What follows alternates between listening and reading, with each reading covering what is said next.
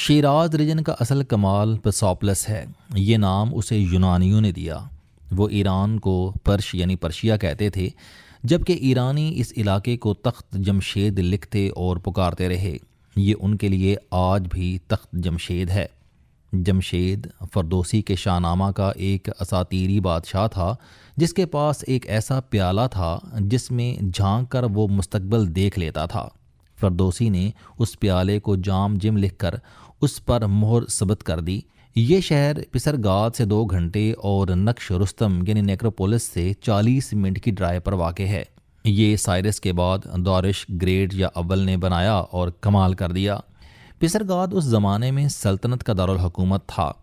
دارش great بھی اسی میں رہتا اور حکومت کرتا تھا، لیکن بعد ازاں دنیا میں اس نے اپنا نقش چھوڑنے کے لیے شیراز کے مسافات میں دشت مرو میں شاندار شہر آباد کرنے کا فیصلہ کیا۔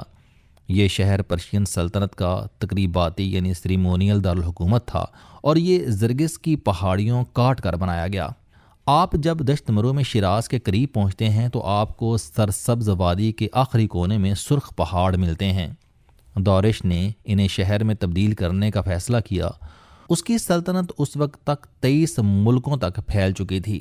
اس نے ان تمام علاقوں کے تعمیراتی ماہرین اکٹھے کیے، پہاڑ دکھائے اور انہیں توڑ کر ری شیپ کر کے شہر میں تبدیل کرنے کا حکم دے دیا۔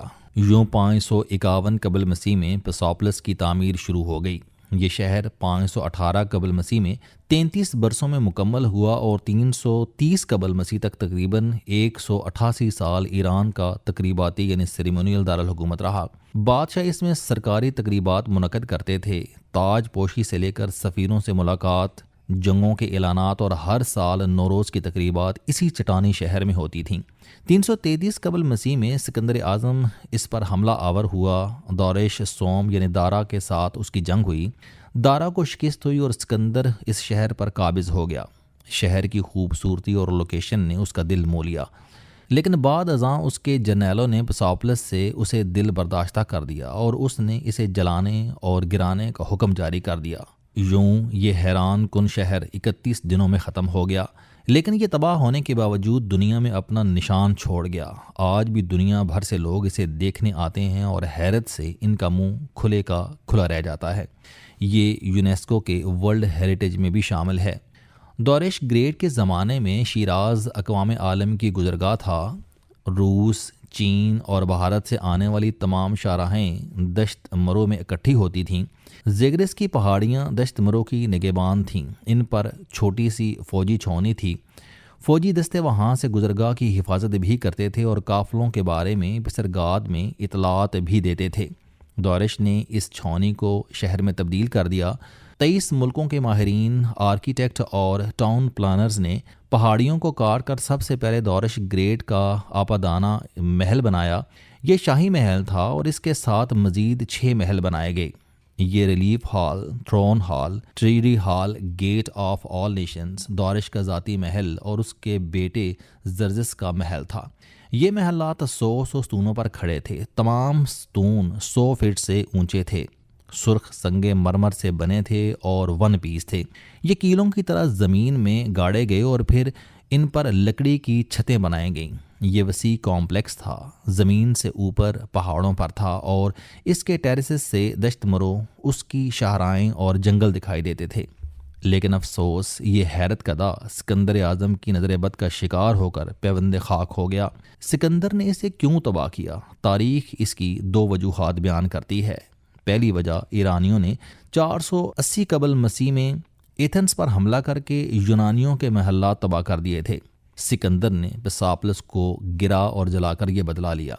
دوسرا، سکندر اعظم اس کی خوبصورتی اور شکوہ سے حسد میں مبتلا ہو گیا اور اس نے اسے سرے سے مٹا دیا۔ لیکن پسوپلس کا کمال دیکھیے کہ یہ سکندر کی بدنیتی اور حسد کے باوجود آج 2270 برس بعد بھی زمین پر کھڑا ہے، اور ہر سال لاکھوں لوگ اس کی زیارت کے لیے آتے اور کھلے دل کے ساتھ بنانے والوں کی تعریف کرتے ہیں، اور ان لاکھوں لوگوں میں اس دن ہم بھی شامل تھے۔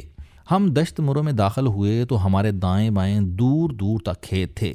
کھیتوں کے آخر میں درختوں کا گھنا ذخیرہ تھا اور اس کی بغل میں زیگرس کی پہاڑیوں پر پسوپلس کے آثار ہماری راہ دیکھ رہے تھے۔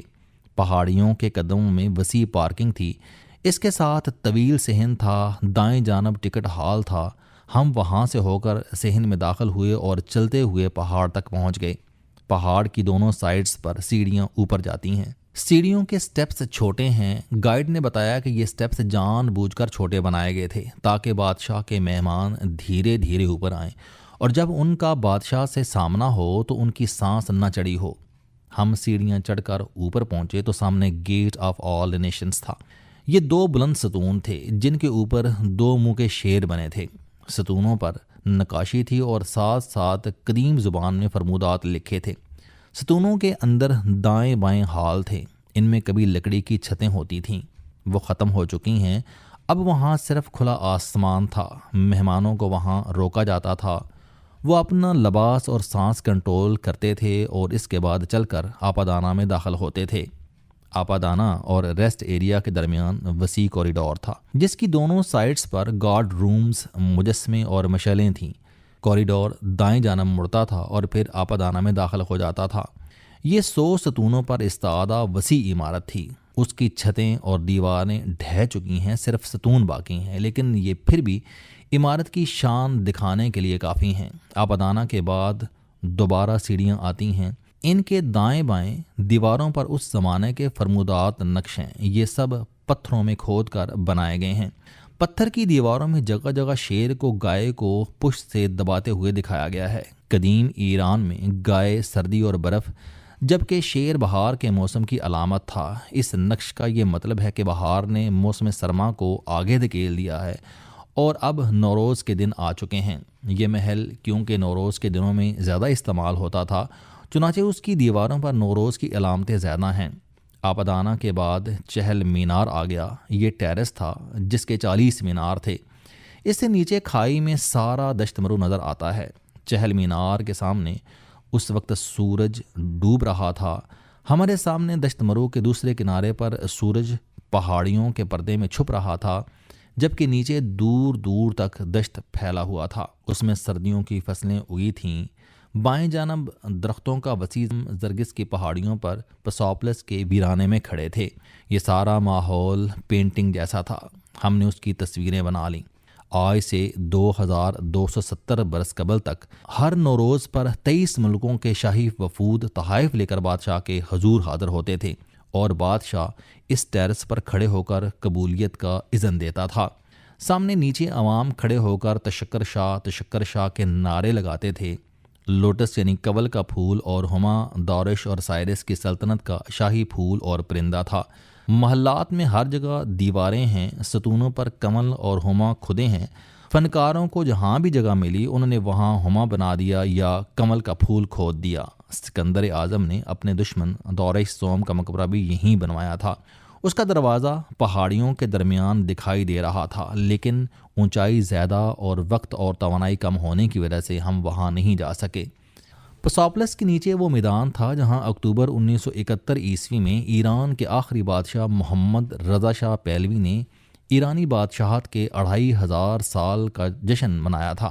یہ علاقہ اس وقت ویران ہوتا تھا۔ اسے آباد کرنے کے لیے خزانے کے منہ کھول دیے گئے۔ تہران سے ایران تک ریلوے لائن بچھائی گئی، خیموں کا عارضی شہر آباد کیا گیا اور پھر دنیا بھر کے سربراہوں اور ہیڈ آف اسٹیٹ کو دعوت دی گئی۔ جنرل یحییٰ خان اس وقت پاکستان کے صدر تھے۔ یہ شاہ ایران کی خصوصی دعوت پر پرسوپلس پہنچے۔ مرحوم جنرل صبح شراب پینا شروع کرتے تھے اور رات بے ہوشی تک شغل جاری رکھتے تھے۔ یہ اس دن بھی مدہوش تھے۔ ان کے ساتھ موناکو کی شہزادی گریس کیلی بیٹھی تھیں۔ ان کے گورے بازو ننگے تھے۔ جنرل یحییٰ خان کو شک ہوا کہ شہزادی کے بازو اصلی نہیں ہیں، ان پر میک اپ کیا گیا ہے۔ صدر پاکستان نے اپنا شک دور کرنے کے لیے شہزادی کے ننگے بازوؤں پر ہاتھ پھیرنا شروع کر دیا۔ یہ دیکھ کر میزبان سمیت تمام مہمانوں کے ماتھے پر پسینہ آ گیا۔ شہزادی نے حیرت سے صدر پاکستان کی طرف دیکھا، اٹھی اور صدر کی تیزابی نگاہوں اور سائنسی ہاتھوں سے دور جا کر کھڑی ہو گئی۔ اسی تقریب کے آخر میں جنرل یحییٰ خان کو پیشاب آ گیا۔ انہیں واش روم دور محسوس ہوا۔ انہوں نے سرعام زب کھولی اور قریب موجود گملے کو سیراب کر دیا۔ یہ منظر دیکھ کر تمام مہمانوں کی نظریں جھک گئیں اور پاکستان کی تاریخ نے منہ چھپا لیا۔ پرساپلس کی فضا میں ہمارے صدر کے پیشاب کی بو ابھی تک موجود ہے۔ ہمارے مانسیرا کے ساتھی حاجی الیاس نے پوچھا کہ جنرل یحییٰ نے یہاں کس جگہ پیشاب کیا تھا؟ میں نے نیچے درختوں کے ذخیرے کی طرف اشارہ کر دیا۔ حاجی صاحب نے کہکا لگا کر پوچھا، کیا یہ سارے درخت جنرل یحییٰ خان کے پیشاب سے پیدا ہوئے ہیں؟ ہم سب نے بلند آواز میں کہکا لگایا۔ ہم بے بس لوگ اس کے علاوہ کر بھی کیا سکتے تھے؟ ہم نے ملک توڑنے اور یہ حرکتیں کرنے والے یحییٰ خان کو بھی پاکستانی پرچم میں لپیٹ کر دفن کیا تھا۔ جب احساس زیاں ہی نہ ہو تو پھر کہکوں کے علاوہ کیا آپشن بچتا ہے؟ السلام علیکم۔ آپ سٹوڈنٹ ہیں، کوئی جاب کرتے ہیں، کاروبار کرتے ہیں، یا پھر آپ گھریلو زندگی گزار رہے ہیں۔ اگر آپ اپنی زندگی کو بدلنا چاہتے ہیں تو اس چینل علم دوستی پر آپ زندگی میں کامیابی کے لیے جاوید چوہی صاحب کے موٹیویشنل، سوشل، سیلف ڈسکوری سے ریلیٹڈ اور صحت سے متعلق بے شمار کالم سن سکتے ہیں۔ میرا دعویٰ ہے کہ یہ چینل آپ کی زندگی بدل دے گا۔ اس چینل کا مقصد اچھی باتیں معاشرے میں پھیلانا ہے اور اچھی بات کو دوسروں تک پہنچانا صدقہ جاریہ ہے۔